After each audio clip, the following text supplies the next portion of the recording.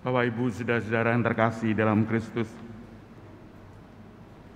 apa yang terlintas dalam benak kita ketika mendengar pembacaan dari kisah sengsara Tuhan Yesus Kristus, begitu mengesankan, dipadu dengan kur yang mengesankan juga.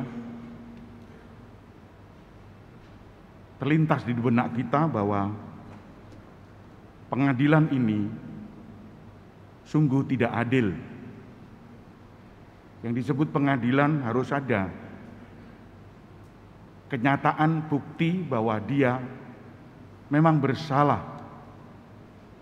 tetapi tetap data dan bukti itu ternyata tidak bersalah, pengadilan tetap saja jalan. Inilah kesan yang tidak adil itu. Tetapi semuanya itu dialami oleh Yesus, mau menerima kesalahan ini di bawah ketaatan kepada Bapa. Oleh karena itu Bapak Ibu saudara-saudara yang terkasih, kalau kita mendengar bahwa perayaan kisah sengsara Yesus Kristus ini adalah konsekuensi kodrat manusia Yesus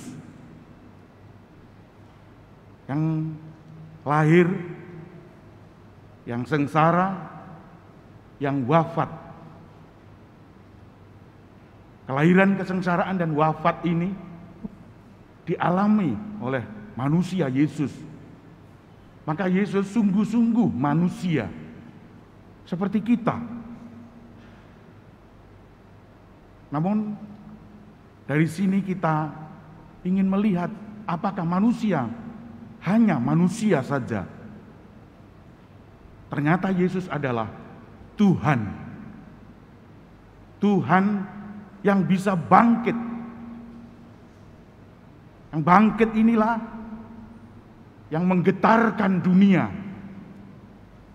Dan ini adalah hal-hal yang sungguh ajaib di mata kita.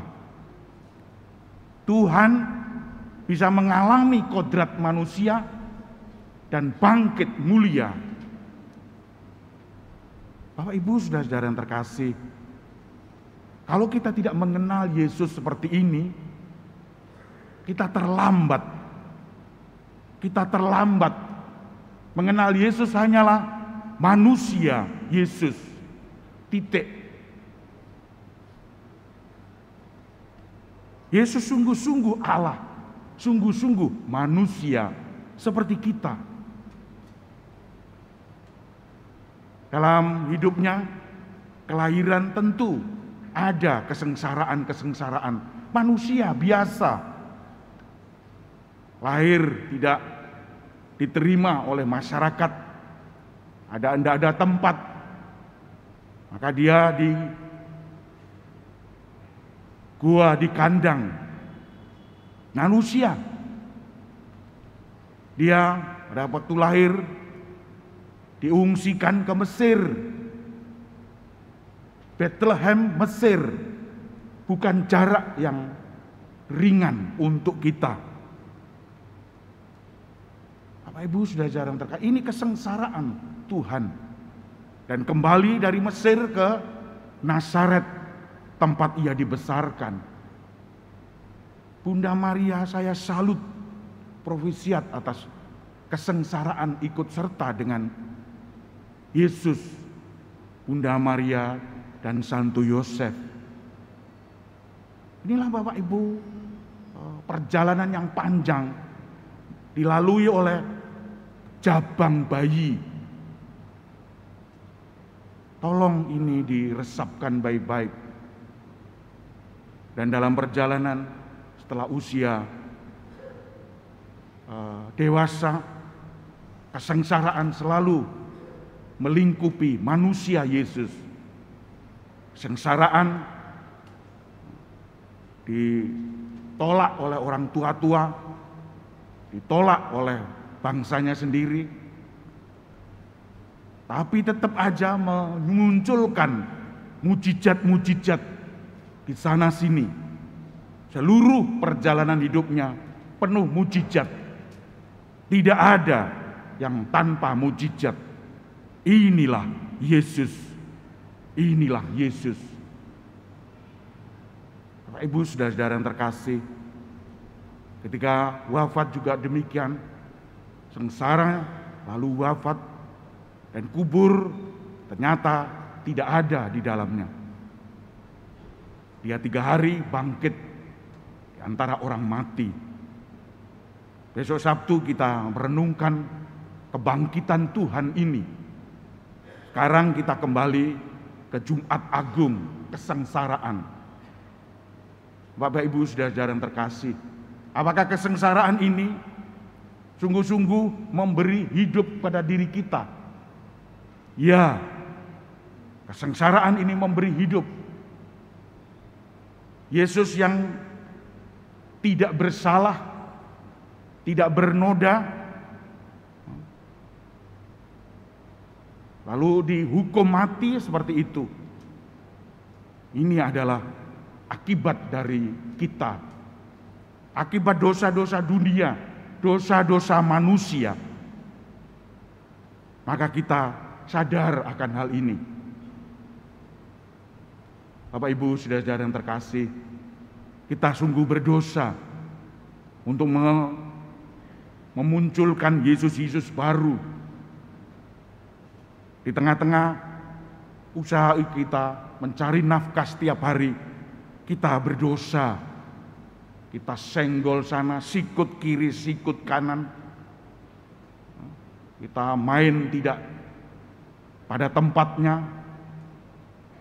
Orang-orang di jalanan kita ambil HP-nya, kita serobot di parkiran, sepeda motor, mobil, kita pecah kacanya. Kita seakan-akan tanpa hukum, tanpa takut melakukan hal itu. Kalau Bapak Ibu tidak, ya sudah, jangan ikut-ikut mereka. Tapi kenyataannya seperti itu. Bertobatlah, bertobatlah. Kita tidak ingin seperti itu. Kita ingin baik kepada seperti Tuhan, baik kepada semua orang. Oleh karena itu Bapak Ibu, dalam hal ini kita ikut serta dalam kesengsaraannya. Ikut serta mencicipi sebagian dari kesengsaraannya untuk melengkapi kesengsaraannya. Dan ini adalah tugas kita, berani menjadi sengsara untuk keluarga kita. Keluarga kita banting tulang untuk mereka. Kita beri apa yang dibutuhkan untuk mereka. Meskipun hati hancur karena memberi makanan jasmani rohani kepada keluarga. Kemudian kita keluar, kita melihat saudara-saudara kita yang tidak pada tempatnya. Kita bantu mereka. Ada proyek tolong menolong, ada proyek bantulah, sedekahlah. Dan ini semua untuk kita semua, untuk mereka. Maka Bapak Ibu saudara-saudara yang terkasih, kalau kita melihat hal ini, kita sangat bangga terhadap Tuhan kita Yesus Kristus. Maka jangan sekali lagi jangan melepaskan diri dari Yesus. Jangan melepaskan diri beriman kepada Tuhan Yesus. Karena Tuhan Yesus sungguh-sungguh Allah, sungguh-sungguh manusia. Dia bisa membantu kita apa saja. Ternyata kita juga bisa hidup selama pandemi 2 tahun lebih dalam kekurangan, dalam hal-hal yang kita belum mampu, kita bisa bangkit. Ini semua karena Yesus yang tinggal dalam diri kita, yang bersemayam dalam diri kita. Dia Tuhan transcendence, Dia imanen dalam hati kita, tinggal di dalam diri kita. transcendence dan imanen menyatu, melebur dalam diri kita. Maka Bapak Ibu, kita harus bangga mempunyai pemahaman Allah seperti ini. Allah yang bisa menyatu dalam diri kita. Oleh karena itu Bapak Ibu, jangan melupakan Yesus.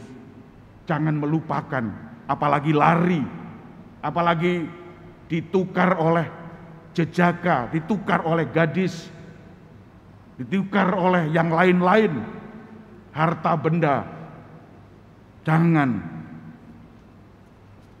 sekali lagi jangan. Oleh karena itu Bapak Ibu, saudara-saudara yang terkasih, marilah kita hening sejenak, kita mohon kekuatan kepada Tuhan, agar kita sungguh-sungguh diberi kemampuan untuk melestarikan karya-karya kasih ini. Hanya melalui diri kita, Tuhan bisa hidup. Hanya melalui diri kita, Tuhan bisa berkarya untuk keselamatan dunia. Tuhan memberkati kita. Amin.